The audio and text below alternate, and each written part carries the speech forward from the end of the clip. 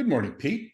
Good Welcome morning, to Don. Financial and Estate Literacy. It's Your Money, Fall 2023. This is the second session, which is Financial Planning 1.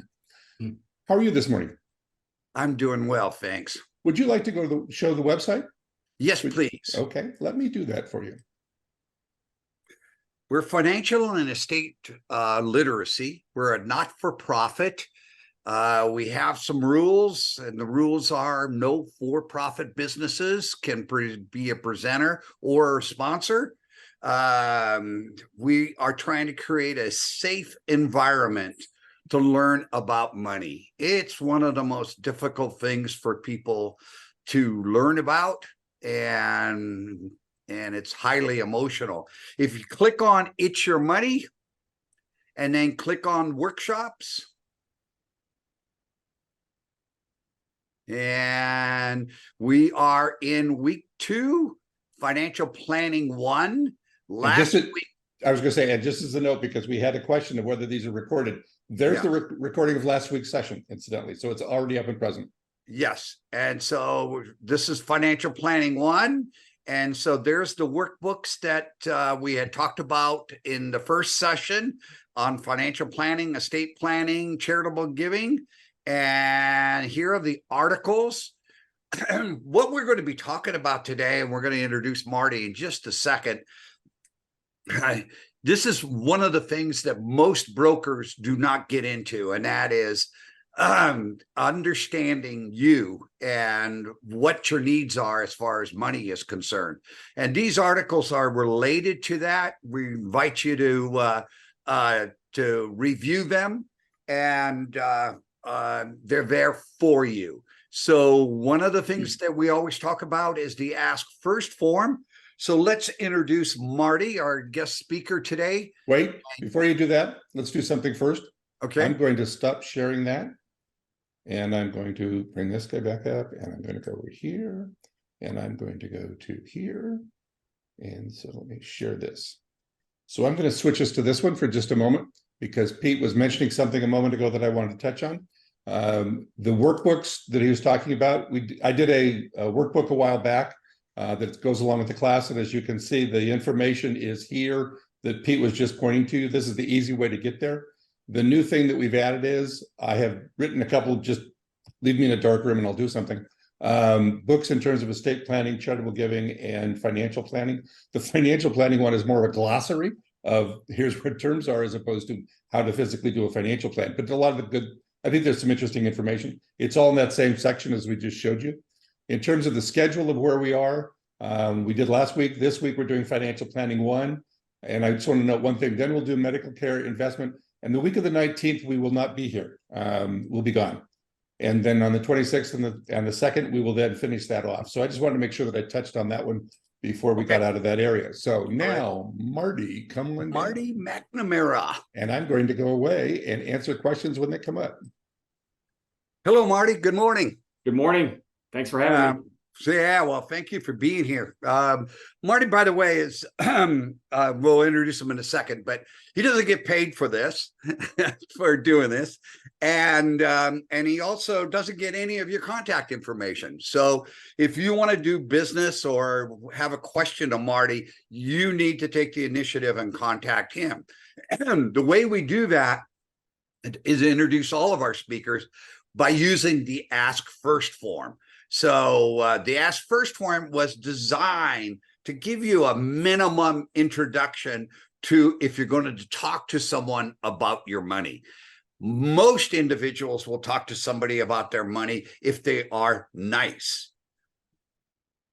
Not a good reason, although Marty is really a nice guy. That's not a good reason to talk to him about your money. So pull up your Ask First form, Marty. Share screen, Okay, you should and see here it is. Okay, good. You got a bachelor's degree. What's your bachelor's degree in, and where'd you get it? I went to the University of Dayton. It's a bachelor's of science. I majored in accounting and finance. Good background if you're going to be in talk about money. Did you always want to be in the financial area when you were going to school? I did. I knew that if I ended up in another field, just having that money background would help me personally at some level. But Yeah. I was always motivated to work in the field, and fortunately been able to do that since Ah, I've been out of college. okay. Credential. Let's talk about your credential.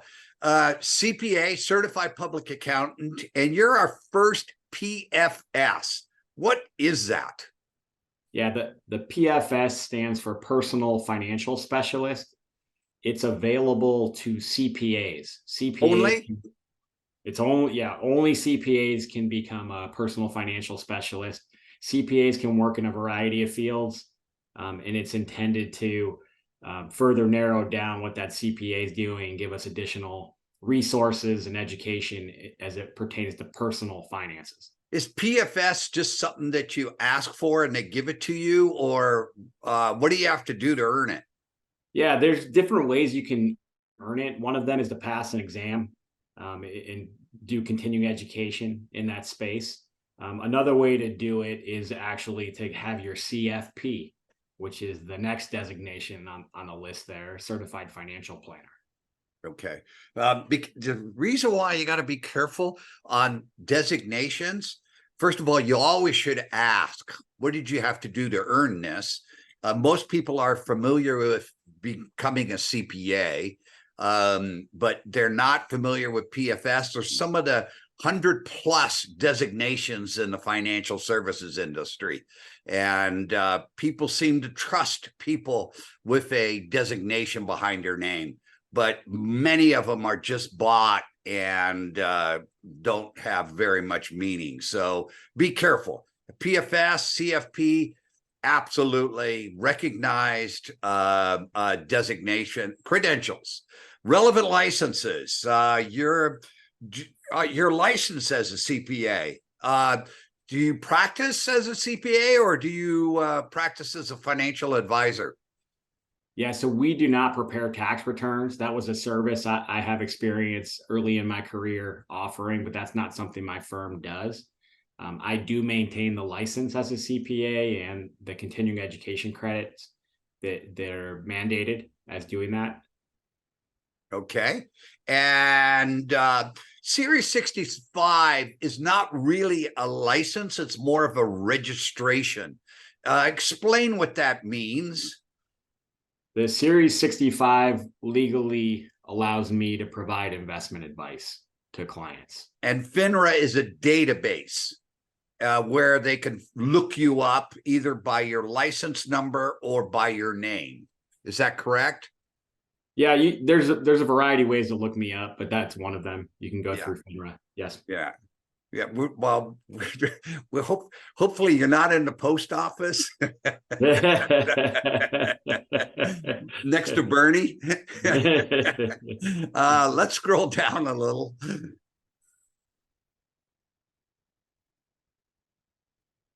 You do not practice law. Correct. And let's go to, how do you charge your clients? We charge primarily as a percentage of assets that we manage. Okay, talk a little bit about it so people can understand it. Yeah, so if we have a client with, let's say, $2 million in an account that we help manage, we may charge 1% per year to manage that $2 million. 1% of $2 million would be $20,000 per year. We would charge that across 4 quarters, so $5,000 per quarter. And we deduct the fees from the client account. We use Charles Schwab as our third-party custodian. So we have an arrangement with the client and Schwab where we can deduct our fees from the account. And so when you talk about a custodian account with Schwab, what powers do you have to get into that account? Yeah, so it's a limited power of attorney that we have in the account. We can trade on the client's behalf. We can debit the fees, as I mentioned. And then we can also help the client move money to and from their personal bank account. But we really can't send money anywhere else. Okay. And then just so we understand, the name of your firm that you own is Merrick Wealth? Correct. Yeah, I own half of the company and my business partner owns the other half. Okay. And so, and then you in your business relationship as a firm are fiduciary at all times. And what does that kind of, in practical terms, what does that mean to a client? It means I put the client's best interests ahead of. Doesn't everybody My put their firm. best interest in front of their clients? I mean, isn't that normal? No, there's another standard called the suitability standard that I would say more financial professionals operate under that standard instead of the fiduciary standard. Yeah. So, but in practical terms, basically means you don't sell product, only you sell your service. Correct.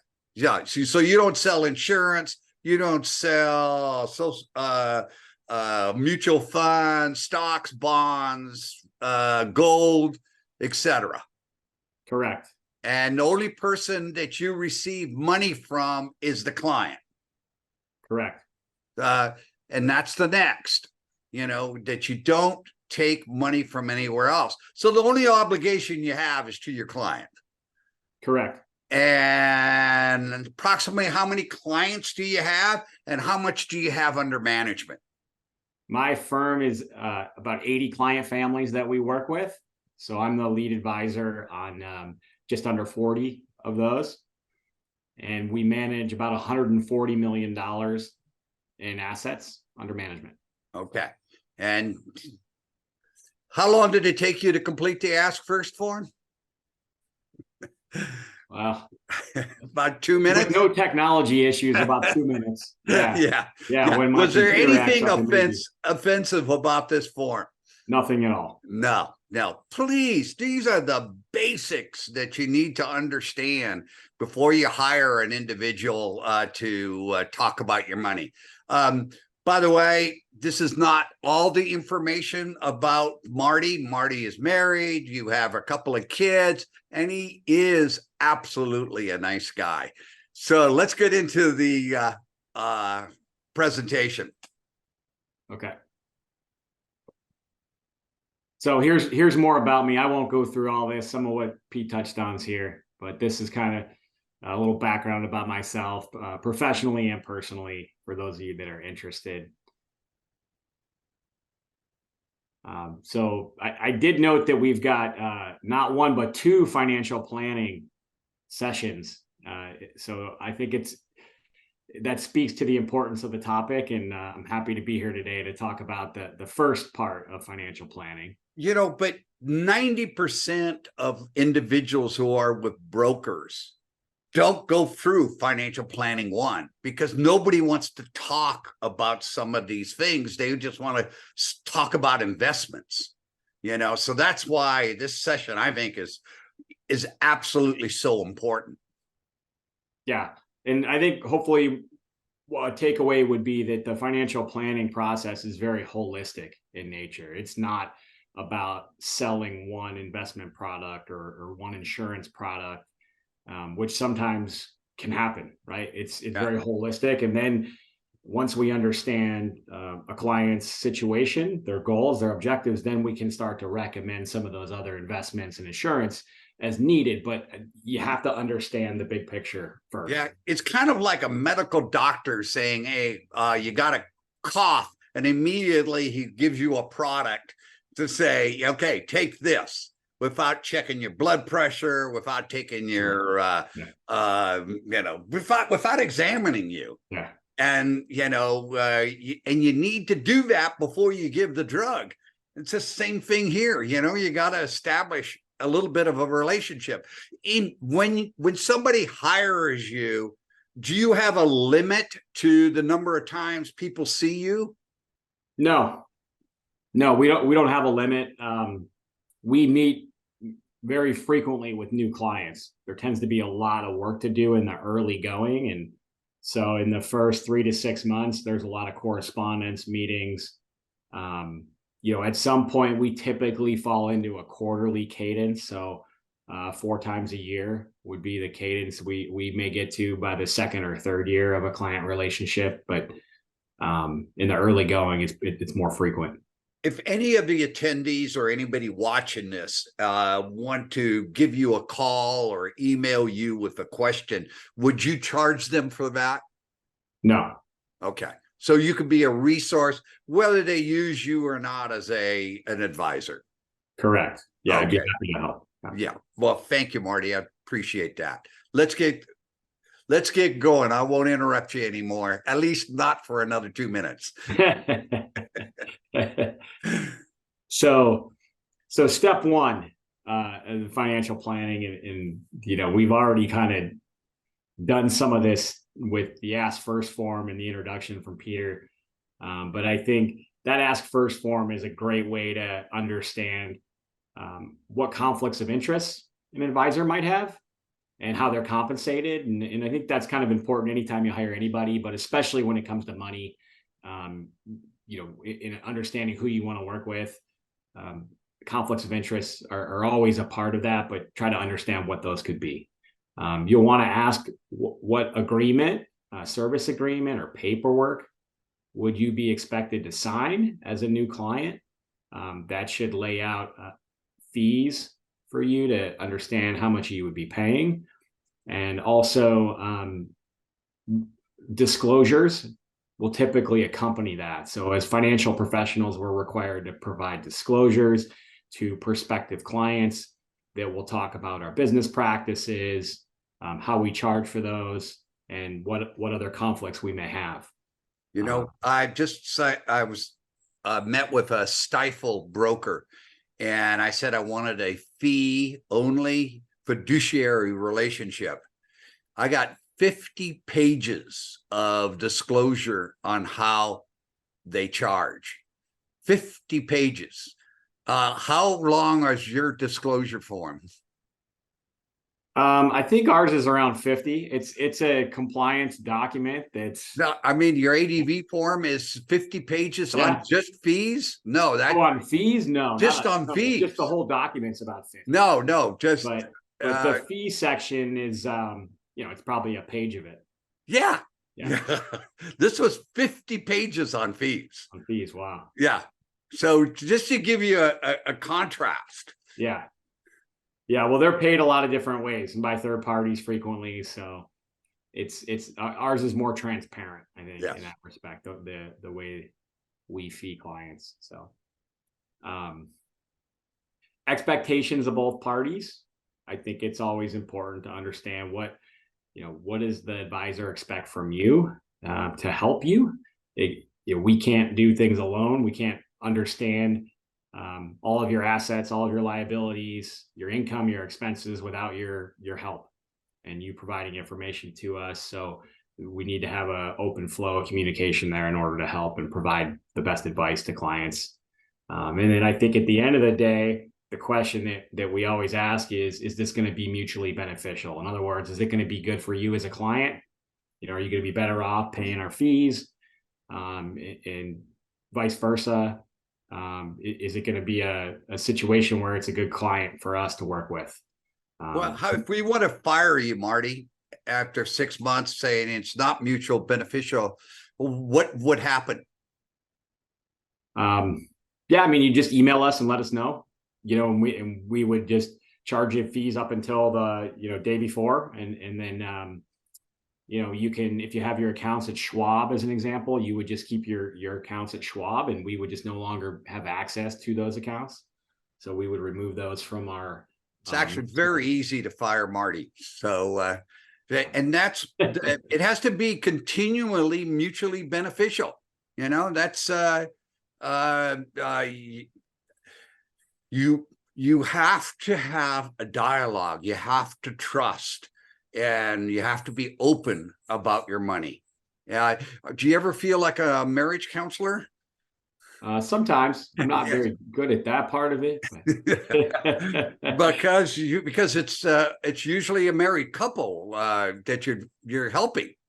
Yeah, I do think that married couples tend to find that they may have better communication or correspondence around their finances when they're working with an advisor. I do too. Because things get brought up that they're forced to think about, talk about, and I think generally it's a healthy factor for them to be on the same page, or at least understand where they're not on the same page and why they may not be.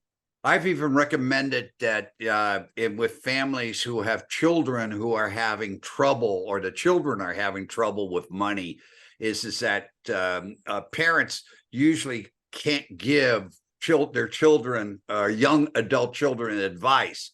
Is to see a financial advisor for some advice, and sometimes that works. Let's go to the next slide. Okay. Okay, where step 2 is 7. So this is, you found the right advisor, and we're going to start to work on goals. We want to talk about goals and objectives to know where we're going. This is the framework I like to use for goals. I like to break goals into 4 different categories. Sometimes some of these categories may not apply. Other times they will. I think generally lifestyle is just going to be kind of the amount of money you need to live your lifestyle on a recurring basis, whether that's monthly or annually. We like to try to quantify that. Capital assets would be things like a house, right? That's probably the most common capital asset that could be more than one house. Family. So we may want to understand kids' ages. Do we want to understand if there's education goals there? Saving for college is a common goal. And then philanthropy is a goal that some of our clients have, and others it's less important to. But so this is kind of the framework we like to work with. We want to understand the time horizons for these goals and start to make some assumptions around time horizons and amounts. And then we can kind of, a lot of this is more qualitative, but we'll at some point start to make it more of a quantitative. So if somebody was doing this for themselves, give me a lifestyle goal. I need $10,000 per month to sustain my lifestyle. Okay. That could be. I want to buy a new car every 3 years. Sure. Is that a lifestyle? Yep. Car every 3 years. I like to take vacations every summer for 2 weeks, and it costs $5,000 every summer. So the goals have to have a dollar amount, and you want and a time.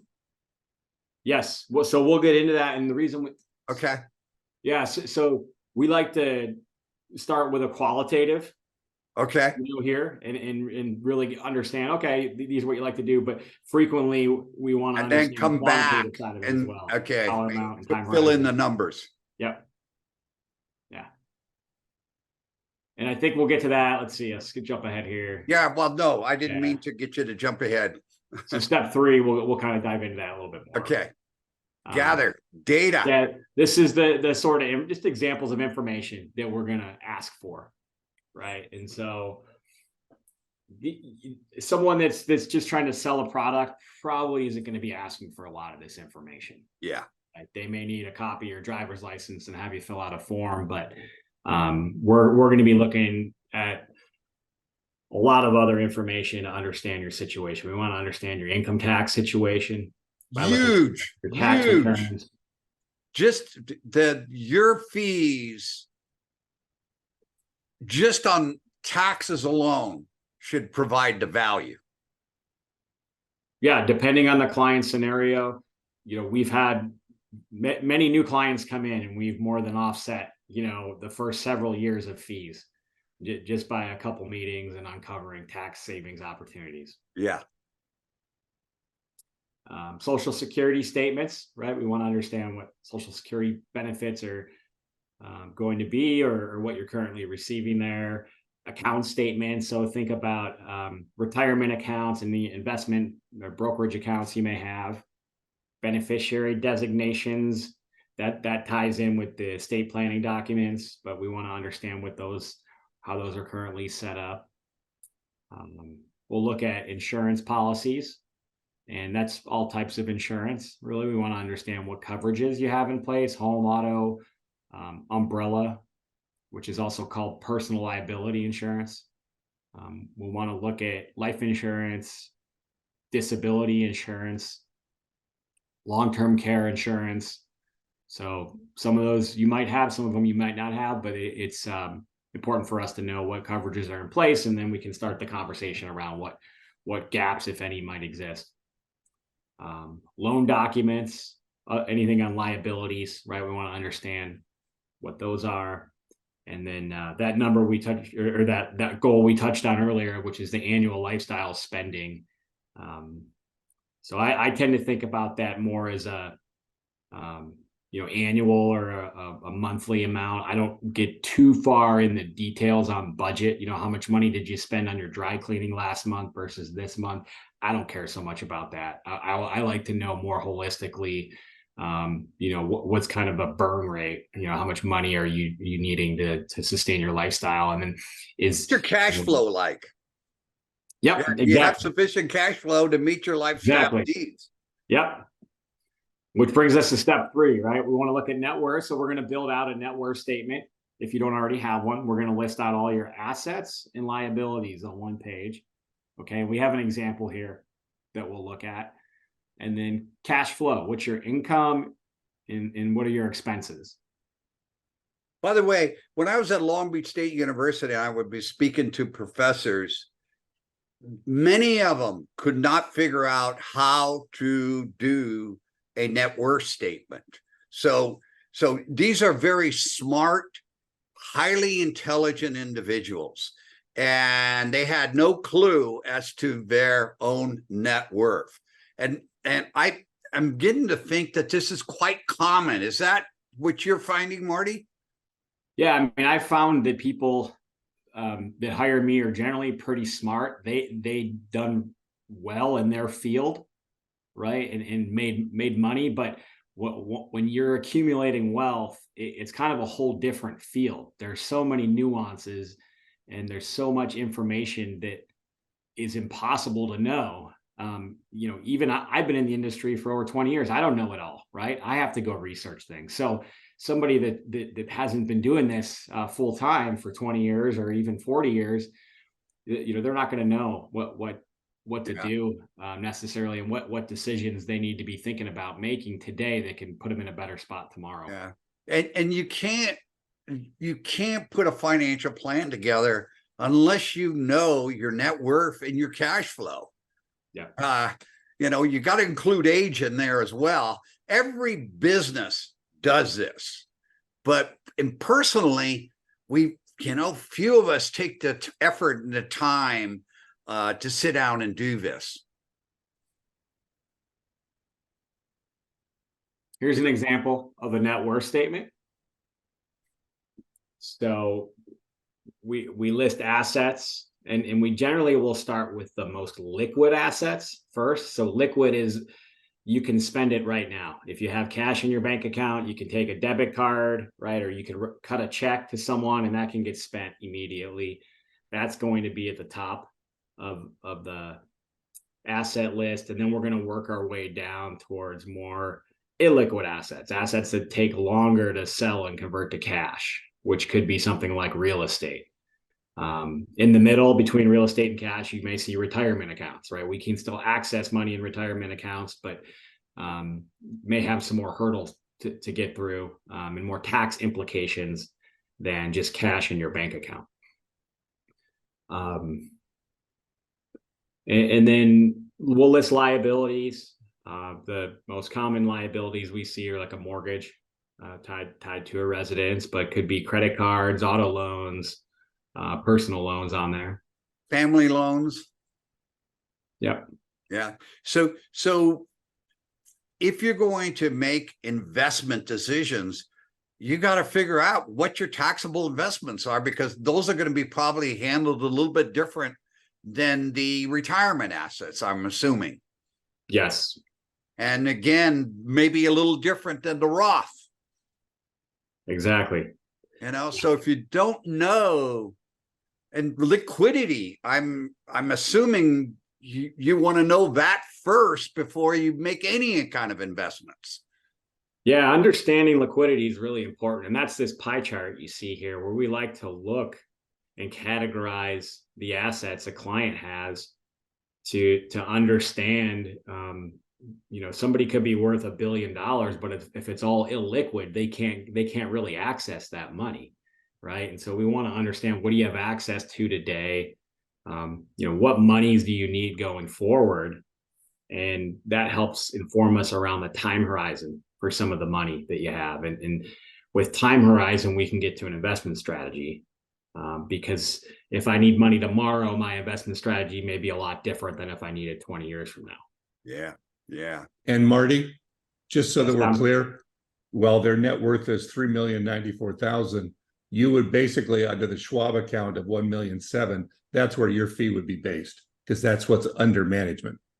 Correct. Yep. And we would take, in this case, really the 3 Schwab accounts, Don. So the 1.7 here. Gotcha. Okay. Charge fees on both IRAs that we'd be managing as well. So Good. Okay. thank you for bringing that up, though. Yep. So yeah, we wouldn't charge on the other assets. Thank you. Outside of the Schwab account. Yeah. Do you have clients who withhold assets from you, say, I don't want to talk to you about, and then you find out about an asset maybe 2 years later?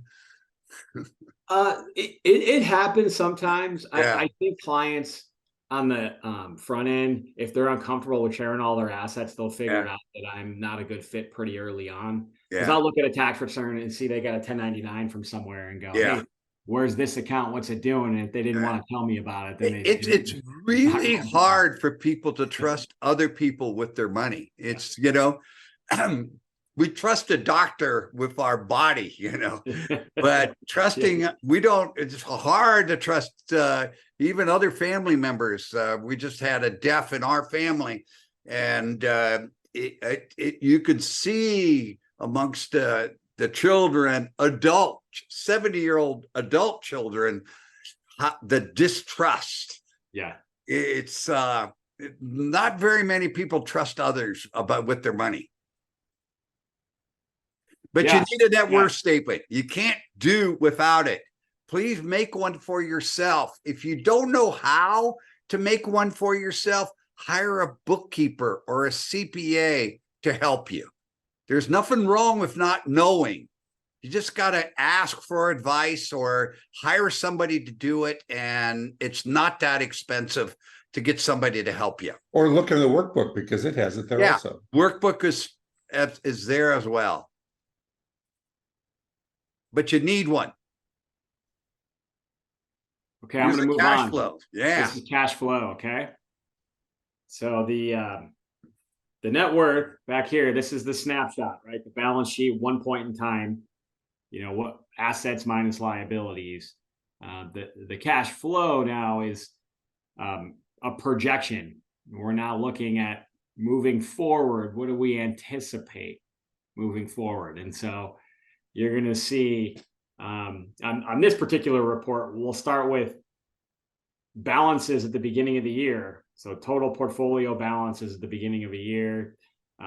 This cash flow is not at all tied to the last example we looked at for a net worth. So don't try to have the two line up. They won't make any sense. It's just another example. But the portfolio balances at the beginning of the year for this particular couple, they're age 52 and 51 in 2023, started at just over $1 million at the beginning of 2023. Okay, we're projecting that they'll have some income from it's earned income.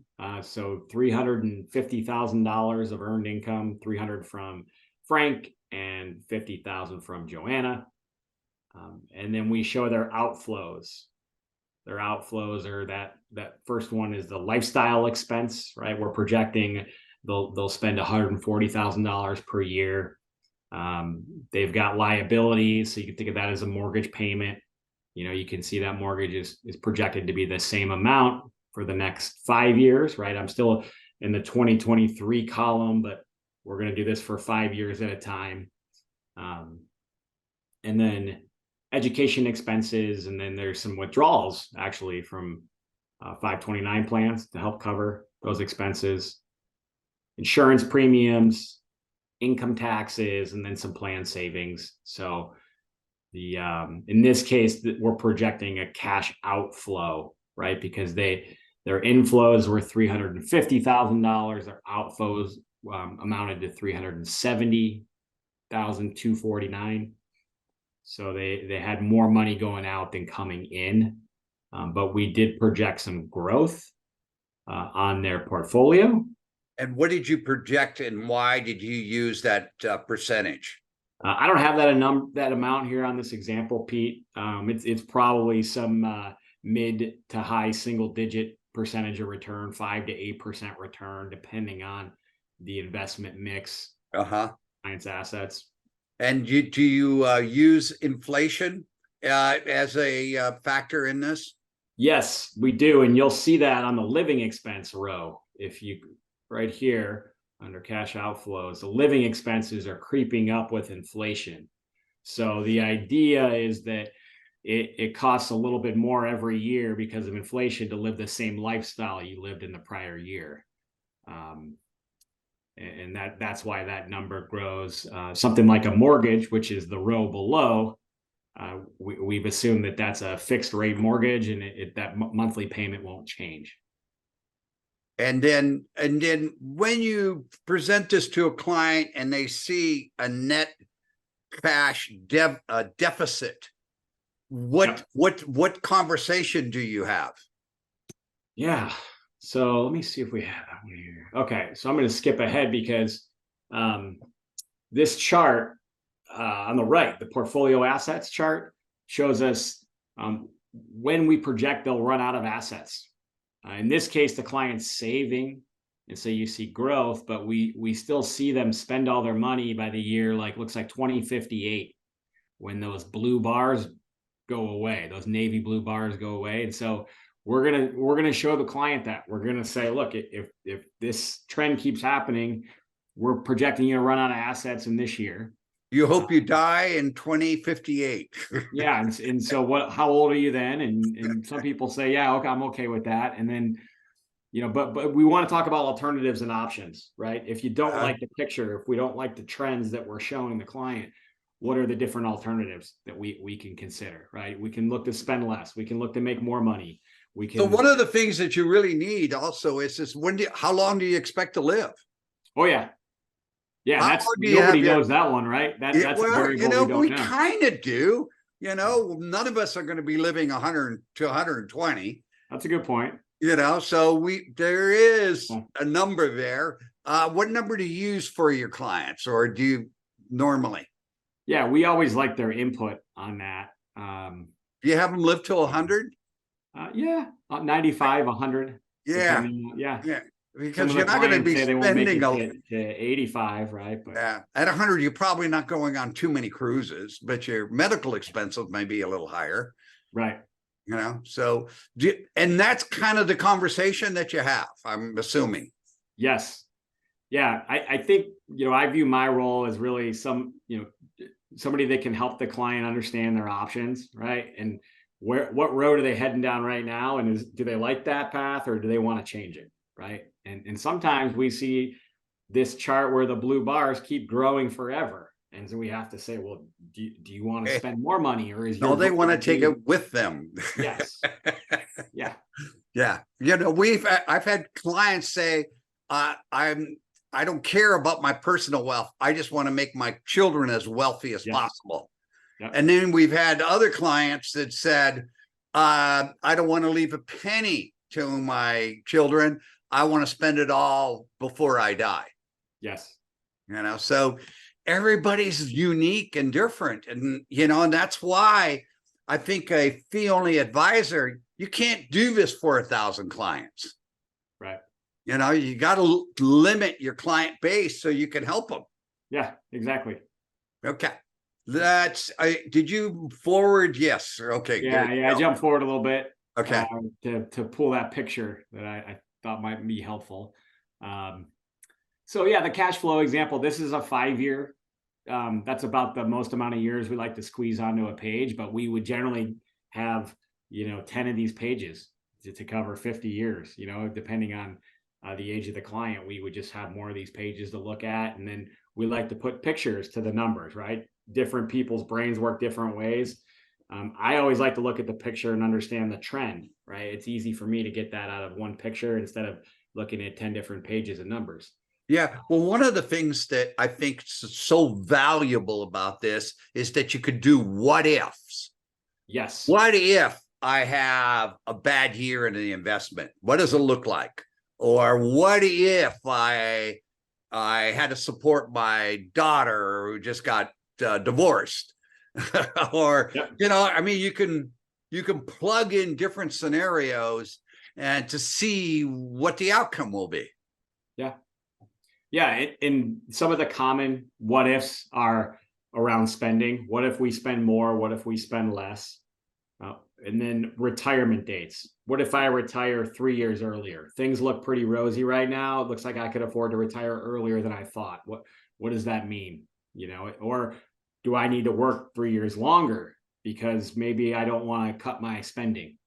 But a lot of this comes down to the appetite for risk too, and I think that's where we try to inform our clients to know what risks exist for them. And to your point, Pete, one of the things we can test for is what if we have some poor investment returns for 1 year or 3 years or 10 years? What does that mean? So yeah, it's and it's on paper, and it gives you a good discussion. I think the hardest thing to figure out is what is somebody's risk tolerance. Yeah. And seeing the numbers and the trend lines, I think really kind of helps. Do you ask people what they did, back in 2008 with their money, and how did they feel, and all that kind of trying to get the psychological aspect of this? Yeah, I like to ask clients. So I'll go back to the $2 million example. If we're investing $2 million, and I said, how would you feel if this turned into, 1.5 million in 6 months, which has happened, right? That was kind of the great financial crisis, and they'd say, well, not good. Okay, well, yeah, I wouldn't feel good either. But now, what would you want to do about it, right? If 2 million turned into 1.5, would you just sell and go to cat? Like how, because our plan would be that you stay invested, keep the same strategy, and just give it time to come back, right? That's why that time horizon is such an important element of the investing piece. Yeah. But we definitely like to quantify it for clients to help them understand the risk. Yeah, I invested $150,000 for my mother when my dad died, and I put it in a diversified portfolio, and I explained that and said, this is what I'm going to do. And then she got her statement, and the 150,000 turned into 140,000. And she was crying on the phone and saying, what did you do? I gave you 150,000 and now I have 140. And I said, Mom, tried to explain, didn't understand. We took the money out of the market. We put it in a CD, and she could see every month the statement showing that the money was there and the money had grown a little bit. She had zero risk tolerance, and that was the best thing for her. So you really have to understand the client's risks. I mean, the tolerance. Yeah. And it's hard. So talk about this slide. So the net worth and cash flow, that's trying to understand your current situation and making projections moving forward. But I think when we start to get into the alternatives and what different changes should we consider, these are the sorts of things that we're going to be looking at here. Income taxes, right? Is there something we can be doing to save money on taxes? Insurance. Are there any coverage gaps, or do we need additional insurance? Or do we have too much? Is there a reason why we have too much insurance that we maybe don't need? Investments, we want to look at the investment strategy, and that time horizon was a big part of that. Estate planning. Yeah, huge. Because part of it, lifestyle goals, you had mentioned in one of the earlier slides, was philanthropy. And, I'm looking at the cash flow. People don't understand that a charitable gift can increase your cash flow. You know, if the through charitable gift annuity, through a charitable remainder trust, it can turn a non-income producing asset into an income producing asset, and also give you an income tax deduction. And you know, unless you understand the total picture, you're scared about not having enough money for your lifestyle. The last thing you're going to think about is philanthropy. That's why one of the reasons why you need to understand the person's goals as to what they are interested in and would like to do. And the 3 C's: comprehensive, coordinated, and customized, right? Like that speaks to the goals, Pete, right? Where it needs to be custom based on the client's goals.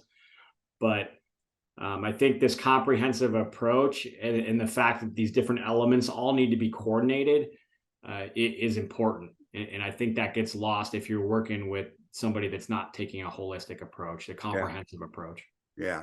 You can't do it without one of the most common questions we receive in these workshops is that, give me a good investment, or, hey, I own this. Tell me if this is good for me. You know, it's impossible to know without going through everything that you just talked about. Yeah. Let's go to the next slide. Okay.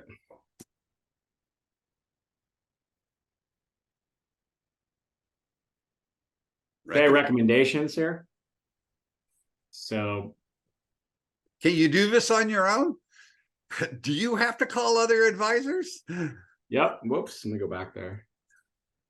Sometimes we do. Yeah. It depends on the scenario, but a lot of times there's questions we may need to ask, whether it's an insurance professional, an income tax preparer that's a CPA, an estate planning attorney.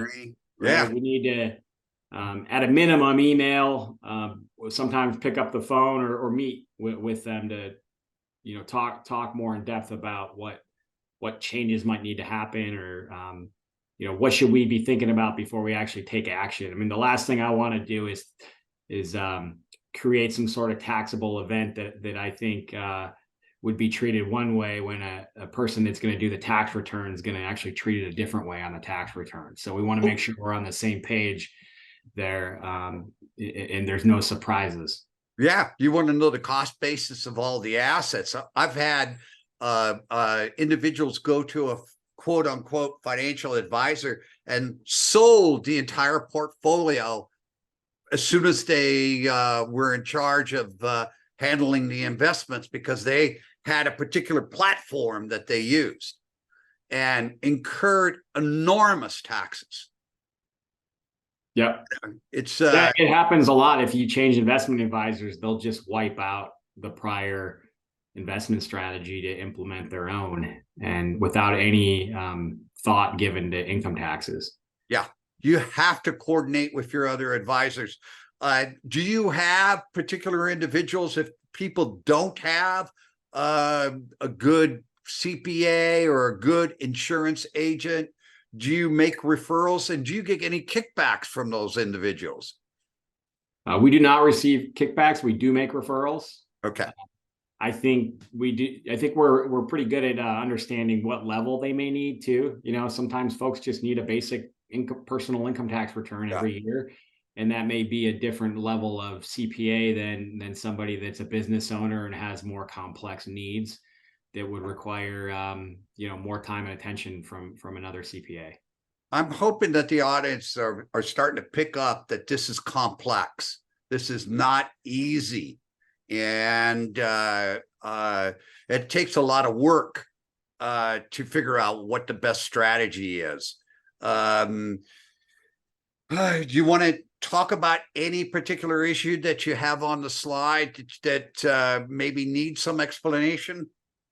You know, I don't really have a whole lot to add. These are just examples of different recommendations that we'll typically make. Okay. Maybe that last bullet point, the transfer and consolidate accounts, the last one. Ooh, biggie, We because see all the time, there's just way more accounts than somebody really needs. Over time, accounts have been opened and never closed, and it creates complexity where there's no benefit. And when we see that, we want to try to move towards simplicity. Sometimes there's a good reason to have different accounts, and many times there isn't. If there's not, then let's just try to get down to as few accounts as we need. Keep it simple, stupid really works. You don't want to make it any more complex than you need to be. And one of the big issues there is staying in control. If you're not in control and don't understand because you got talked into a partnership or some sort of a property deal, or and you don't understand it, it's you've lost control. And that's where a personal advisor such as Marty, and by the way, we're not pushing for Marty. There are maybe, I would say, about 50 fee only fiduciary registered investment advisors in Orange County.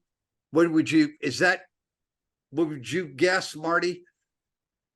Yeah, I mean, if you're thinking about firms, yeah, that's a good estimate. It's about approximate. There's probably 5,000 brokerage firms, so, and most of them know each other, so that if you're not a good fit for Marty would refer you to another advisor, and that may be a better fit. But by the way, if you're doing it on your own, make sure you have a tax advisor. Make sure you know somebody in the insurance area that'll give you good insurance. Make sure you have a good estate planning attorney. You'll have to do this yourself. Okay, we're not trying to force you to get to an advisor, but these are the things that you definitely need to consider if you want to manage your own money and if you have wealth. One of the nice things about not having a lot of wealth, your life is a lot simpler. Let's go to the next slide, Marty.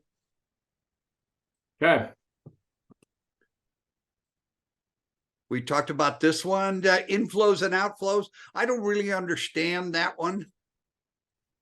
Yeah. So think about the cash flow projection that we looked at earlier with all the income and expense items. Here you have two lines, and the idea here is that we're putting pictures to some of these numbers, and we're gonna kind of look to help clients understand their situation in different ways. The red line means what? Expenses. Green line is income. So you see the expenses higher than the income for a period of time, and then the income drops down, and so you see some different zigzags there depending on when somebody's working, retiring, when Social Security benefits or pension may start to pay out. That spike at the end is typically a life insurance proceeds payout from a life insurance policy. So and then we've got the chart on the right where these blue bars, these blue vertical bars, are measuring liquid assets or portfolio assets that can easily be spent, right? So we see growth in those assets, and then we see those assets start to dip as they're being drawn from in retirement years. In this case, you ever have to help people, encourage them to spend money? Yes. I find that definitely more true, because you save for 40, 50 years, and now all of a sudden, it's hard to spend. Let's go to the next slide. Okay. Implement the plan. So this is where we've talked about some of the recommendations, right? But we need to have the client's input and feedback. And I think the objectives really, and we want to hear back from the client on all this, but working towards accomplishing their personal and family goals, right? The more qualitative components. But then the secondary objectives are generally going to be around minimizing taxes or other expenses, and protecting and preserving assets. So these are objectives that generally all of our clients have. So somewhat generic, but we will be more specific with each family based on their own situation and their own objectives. So when you implement a plan, you're talking about what investments that you're going to recommend to them. Correct. That's part of it. That's part of it. It could be to go out and get new insurance, right? We need to get underwritten to buy life insurance. Okay. It could be, I could come up with refinance your mortgage because you can get a lower interest rate and save on your monthly payment. Or establish a SEP IRA or whatever. Yeah. Yep. So when you're making investment decisions for your clients, your custodian is Schwab, I assume. Correct. And so are you an active manager or are you a passive manager? Yeah, we're passive, I would say. We're using strategies that look a lot more like index strategies when it comes to equities. We're not picking individual stocks or trying to outperform an index based on stock picking. Okay. Let's go to the next slide. The last step of financial planning is it never ends, because the world's always changing. It's different today than it was yesterday, and it'll be different tomorrow than today. And so the plan, as soon as you develop the plan, it's out of date. Yeah, exactly. Exactly. And that's where technology is great in our profession, because we can get real-time information on account balances. And 20 years ago, that was a lot more difficult to do. We'd update a plan for a client, and then a week later it would be stale and out of date. Now we can stay on top of that a lot better, but still things change with time. If nothing else, life changes. And so sometimes clients' goals change, their objectives change, and we want to be there to help them, through any decisions that they. But it's really important to see the trend, to see the difference between 1 year to next year. In other words, you can help a client out much better in the 5th year than you can probably in the 1st year. Yeah. Yeah. And there's, kind of high, I would say, every 5th year, like over 5 years, like there's going to be 2-3 years where the clients need us a lot more. And then there may be a couple of years where they're kind of on cruise control. There's not a whole lot going on. And so they may not need us as much, and every situation can be different, but, I think it's important to stay in touch. And then, so this calendar here kind of shows what some of the topics are that we could be covering with the client over the course of a year. And the blue squares are meant to be covered in a meeting. And then the green squares show that there's a phone call. What's not on here is emails. But at some point we just want to be able to set forth a good plan for the client, and corresponding, communicating, and making sure that we're staying on top of these different service items on the left-hand side of the chart. Excuse me. So I think it's important. A lot of these we've talked about earlier: net worth, cash flow, investments, income tax, estate planning, insurance, employee benefits. But these are all things that we want to continue to review and see if anything needs to change. It's not just something we look at one time, put down, and then don't look at again. Yeah. Well, I mean, just, when you reach Social Security, when do you take Social Security? You can take it all the way from, for people, some people take 62 to 70 plus. Yep. When somebody retires from a job, what kind of pension plan, do they take, or do they change their lifestyle? My mother, when my father died, the whole idea of buying down and what can she afford? And what does it cost to maintain? Some people, my sister, for example, loved real estate. And so just trying to figure out what her income was on real estate investments was beyond her. And so, you know, getting somebody to help, or selling a major home and then all of a sudden just living off that income. It's it never ends. The number of investment or money decisions that you have to make. But most people, I think, when they look at a financial advisor, they just think investments. Yeah. And I think there's a lot of financial advisors out there that are just focused on one account, two accounts that they're managing and selecting investments in. It's not a comprehensive approach. And I think Marty, go to the next slide. Today, it's that you need a more comprehensive approach. Go to the next slide, Marty. Yeah. Thank you. And then I've got, so my team, Patrick and Denise, also help with the slides. So we've got them on here as well. Ah, great. Patrick and Denise are absolutely awesome. So you guys got a good team put together. You want to come on line, Don, Marty, and just we're here to answer any of your questions. So Marty, I just want to make sure that everybody understands at the bottom here, here's your contact information. And again, they can send you an email and ask you questions, or, you know, get something. Obviously, they're not going to do a plan over the phone, over an email. But on the other hand, it's, you know, just making sure that they can reach you if they want to, because you don't know who's on the call at the moment, because we don't tell you. Well, no, they don't know. Okay, why don't you stop your screen share? Okay, let me turn that off. Yep.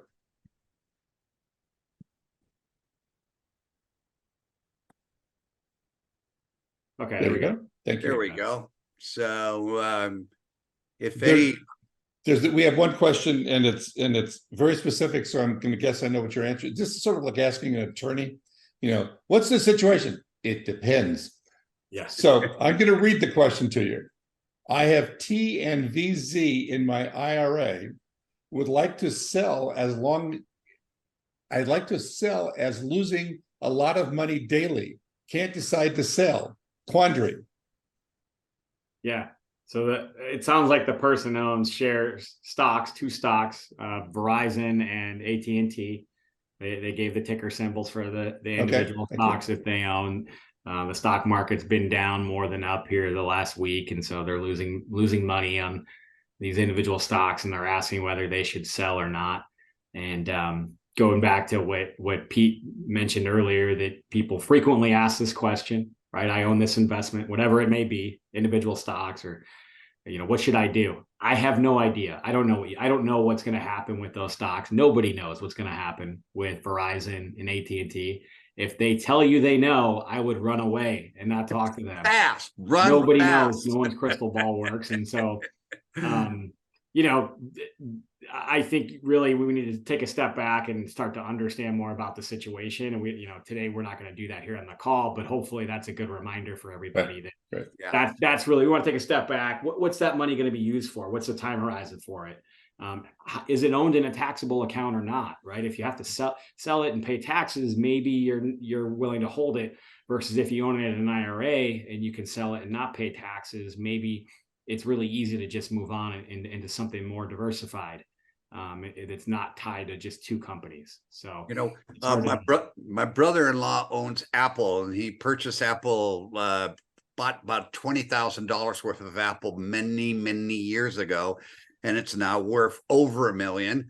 And so, but his cost basis is super low, and so he doesn't want to sell because of the tax issue.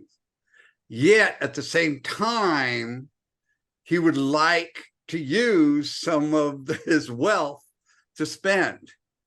And so I approached him with the idea of a charitable trust that he could sell his Apple stock, part of it, not, an enormous amount, that he could sell that stock inside the trust, pay no taxes whatsoever on it, get an income tax deduction, and then get and increase his cash flow. Although he may not want to bother to do a charitable remainder trust, he might instead just do a charitable gift annuity. Yeah. Because they will take the money. In fact, the Heart Association will take that Apple stock Yeah. and be happy to pay you an annuity for the rest of your life. Yes. So as a And he's 92. Oh, so, God, he will earn a lot of money doing that. At 92, Mariana, what would be his return? Do you know? Can you look it up? I can look it up. I'm pretty sure It's like almost 9% plus. I would say, yeah, almost to 9.5%, 10%, but I might be. Yeah. Let me. You know, that's a nice income. And part of that's going to be tax-free. Mm-hmm. You know, if somebody has a philanthropic interest, you know, but really it solves a cash flow need. Well, we've always said that something like the Berkshire Hathaway stock, which grows very nicely and is wonderful, but it pays no dividend, of course, because that's not what they do. But you could put that into a charitable remainder or into a charitable gift annuity. And yes, especially at 93, he's probably earning at least 10%. And after taxes, he's earning a lot more than that. In terms of what's out there. Marty, I have a question for you. When you look at something like inflation, because we said we talked about that, what kind of an inflation rate do you look at?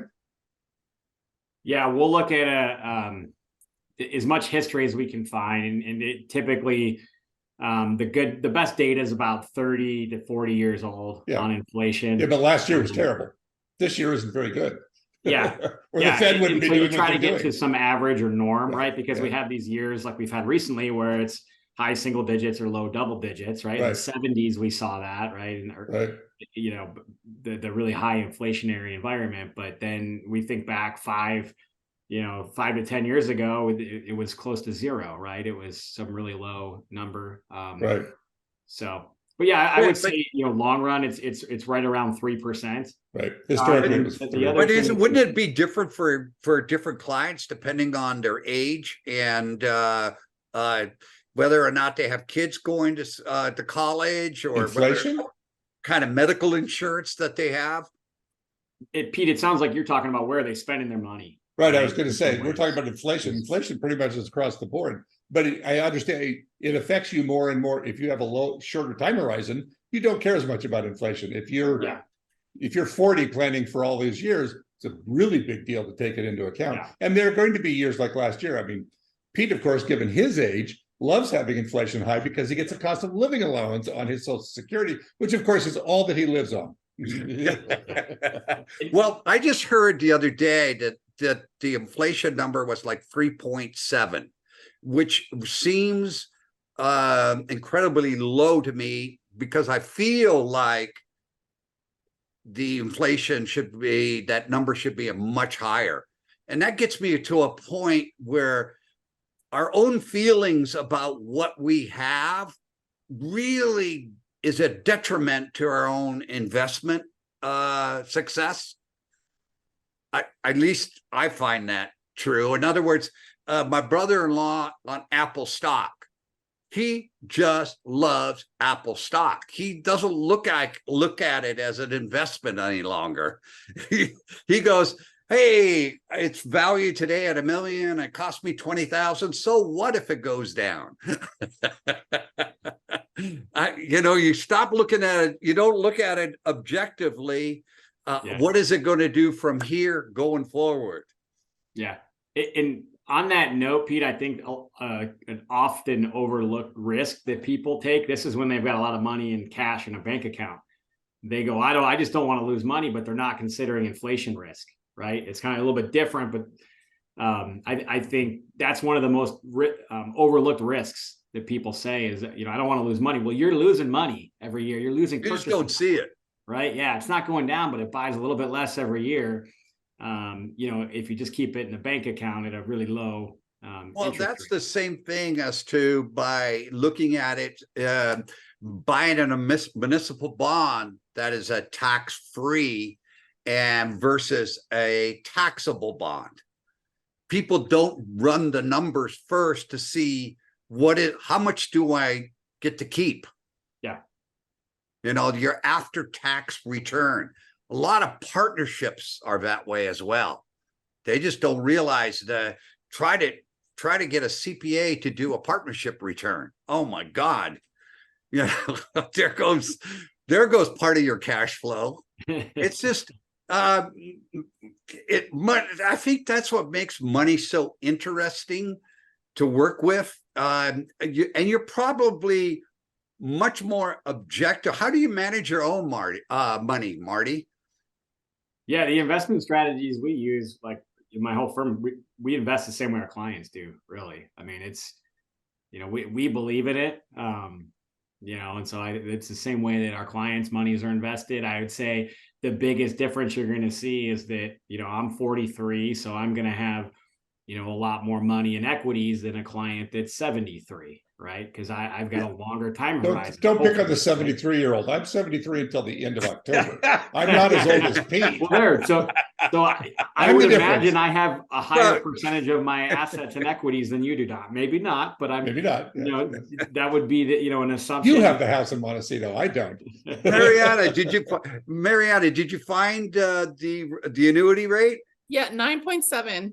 9.7 before taxes. Yeah, it's much higher. But 50% deductible, depending on your taxes and all that. But the upfront donation is also tax deductible. Yeah, and a lot of it's tax free. And that's what I was about to say. The effective tax rate off of that is probably more like 11 or 12 at that age. Yeah, amazing. And no volatility to affect your heart rate. Well, one of the things that we're going to talk about, we don't talk about it in the It's Your Money session so much. Don does the whole, he's our philanthropic advisor and for financial and estate literacy. So if you ever need an expert, Mariana, Don is the guy to call. But most individuals, 95% is said to give cash to charity. And I know the experts are shaking their head, but it's an asset, a stock, a mutual fund, a partnership, a property. And you don't ever have to give 100%, but that's the best way to give is that way. Anyway, no more questions. We've done a good job. Marty, do you have any comments or last words of wisdom? I know you're young, so probably there's not a lot of wisdom there. No, I learned as much from my clients as, that's one of the nice things about what I do. I get to learn from my clients that are oftentimes older than I am. So. Mariana, anything that you want to add before we sign off? No, thank you. This was really informational for me too. And I'm excited to be able to be on future presentations and in person and on Zoom. Yeah. Well, we got a whole schedule here in Orange County. Yes. The schedule is on our website. Don, thank you as well.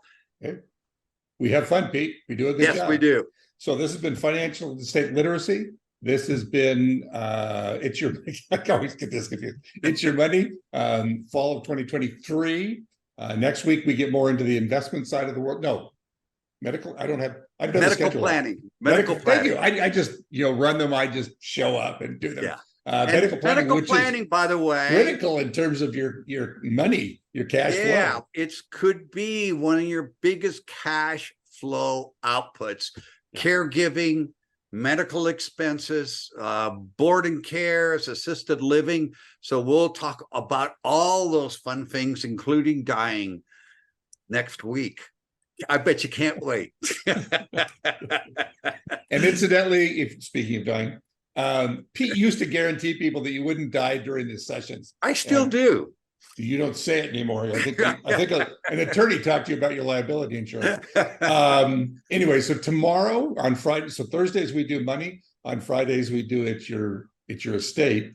And I believe you're talking about advanced healthcare directives. So tomorrow we're doing healthcare, and next week we'll do it on the money side. So a lot of death. I thank you both for participating, and no more questions. And the video will be on our website, Financial and Estate Literacy, probably in 2 to 3 days. Right. Yeah. Okay. So, thank you all. And you can still watch last spring's sessions there also on the side if you'd like to look at them. Thank you very much. Take care. Thank you. Bye-bye. Thank you.